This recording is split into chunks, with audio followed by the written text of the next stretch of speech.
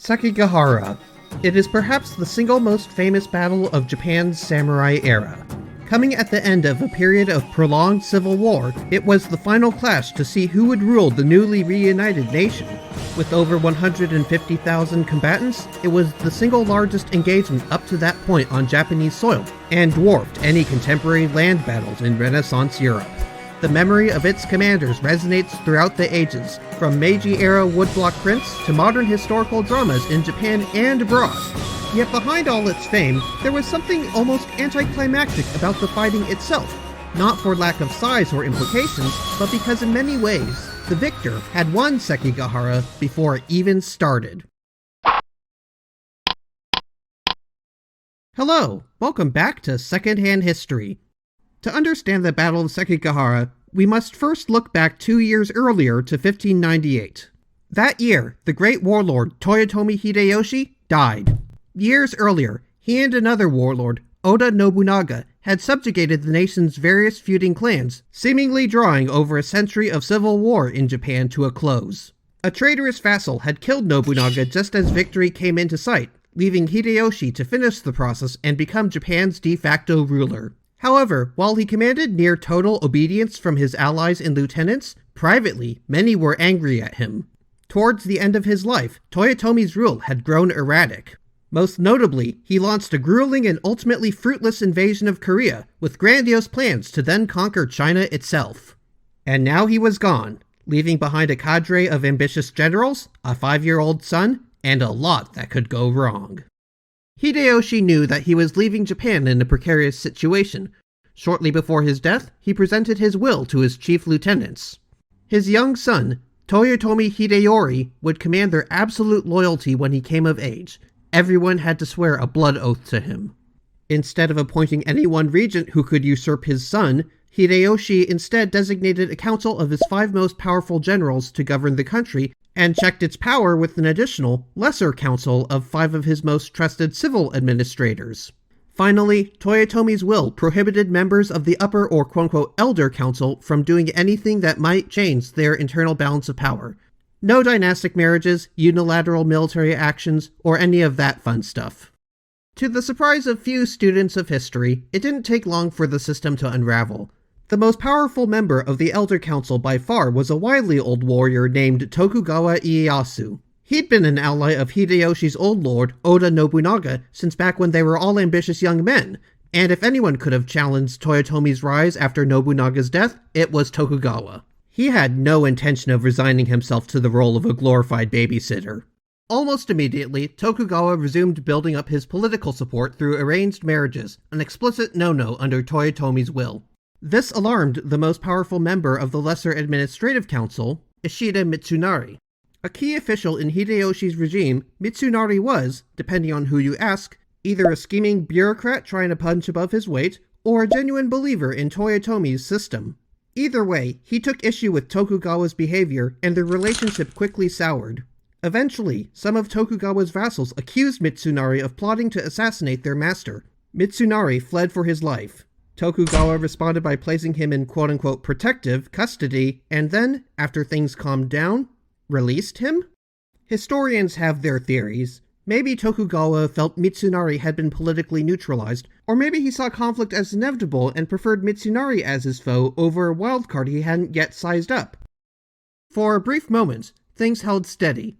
Tokugawa kept doing everything he wasn't supposed to, while Mitsunari and other Toyotomi loyalists quietly stewed. Then, one of the clans in northern Japan threatened revolt. Tokugawa mobilized to crush it, but something smelled fishy, and he left behind a large reserve force in the central Kansai region. Sure enough, on August 22nd, 1600, Ishida Mitsunari rallied members of both the Elder and Administrative Councils to formally proclaim Tokugawa a traitor to Toyotomi's will, effectively declaring civil war. As Tokugawa turned his forces around, Japan's clan lords, or daimyo, took sides. Many factors went into the decisions: clan politics, personal relationships, or simple fear of retaliation for staying neutral. But generally, the lords in eastern Japan mostly sided with Tokugawa, while the western daimyo backed Ishida. But, while Tokugawa broadly commanded the direct loyalty of most of the eastern army, the same was not true for his foe. Although not even Tokugawa's side would have said it aloud, many daimyo were still privately bitter over Toyotomi Hideyoshi's increasingly erratic rule at the end of his life. So fighting to supposedly uphold his legacy lacked some of the luster it might have otherwise had. Nor did Mitsunari himself command great personal respect. In a world steeped in warrior culture, he was not a soldier, but an administrator, lacking the martial values that the Japanese daimyo held in such esteem. Reportedly, many in the Western Army found him downright aloof and overbearing, and sided with him less for his sake than to oppose their common enemy's power grab, or just to see which way the wind blew. Tokugawa sensed the Western Army's tenuous loyalty and sent secret messengers to Mitsunari's lieutenants who he suspected were discontent. His couriers promised them land, status, or at a bare minimum non-punishment if they defected. One of them was a young daimyo named Kobayakawa Hideaki. Just 22 at the time, he had previously fought in Korea under Toyotomi's rule, but he had his land stripped from him after Ishida Mitsunari accused him of incompetence. The man who helped him get it back? Tokugawa. Kobayakawa agreed to switch sides. We don't know why Hideaki and others like him had initially backed Mitsunari at all, or how many others made secret deals with Tokugawa, but Kobayakawa would prove the most consequential.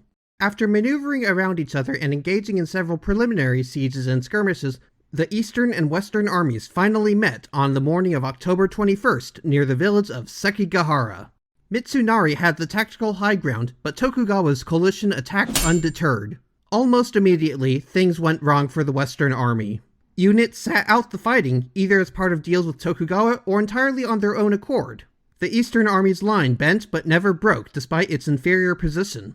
Ishida Mitsunari repeatedly signaled Kobayakawa's contingent to move from their hilltop perch, and eventually they did, and charged straight into the Western Army's rear. They slammed into the forces of the Otani clan, which crumbled as its lord committed seppuku. Other units defected too, as if they were waiting the whole time to see what would happen. The Western Army disintegrated. Ishida Mitsunari tried to flee but was captured, and Tokugawa had him executed and displayed his head in Kyoto for all to see. His path to absolute power in Japan was almost completely clear.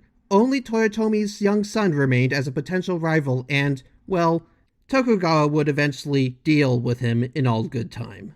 Japan's largely ceremonial emperor officially appointed Tokugawa as shogun, or the nation's military ruler, in 1603, and his descendants would continue to rule Japan for more than 2.5 centuries. It's worth noting that historians' understanding of the Battle of Sekigahara is currently in flux. Traditionally, the battle was thought to have lasted from around 8 in the morning to 3 or 4 p.m., but new scholarship from Japan suggests that it may have all been over by noon. Kobayakawa was traditionally thought to have hesitated for the first half of the battle, torn over whether he really wanted to proceed with betraying Mitsunari, but now new Japanese historians argue that the betrayal took place almost immediately. It's hard to comment too much on this since the full texts haven't been translated into English yet, but either way, the larger point still stands. In many ways, the Battle of Sekigahara came down less to tactics and maneuvers than to Tokugawa's ability to exploit his enemy's discontent before the first shot that day was even fired. And the new revelations only reinforce this. But what do you think? Let us know in the comments section. Thanks for watching, please like and subscribe, and hope to see you next time. So, are you going to do anything about the scholarship issues, or? What? No, I can't due to the language barrier. Lazy.